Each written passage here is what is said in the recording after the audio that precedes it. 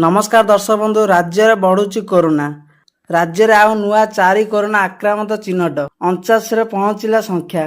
तो कौन रही संपूर्ण अपडेट जानिबा ता पूर्व जदि आम चैनल को सब्सक्राइब करना एबे ही चैनल को सब्सक्राइब करी ऑल नोटिफिकेशन को ऑन कर दियंतु जहा द्वारा आगो को यही परी अपडेट रो नोटिफिकेशन सर्वप्रथम पाई परिबे।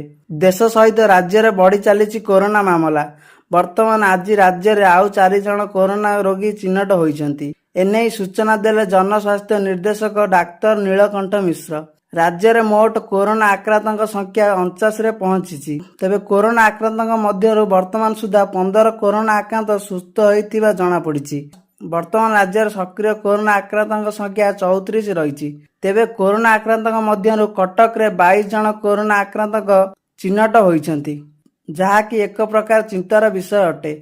सेमानक मध्य किछि रोगी संगरोधर रही बेले अन्य किछि जन हस्पिटाल रे चिकित्सित होउछंती। तेबे भयभीत न होई सतर्क रहिबा पई कुआ जाईछि। घरे रही मास्क पिंधिबा पई कुआ जाईछि।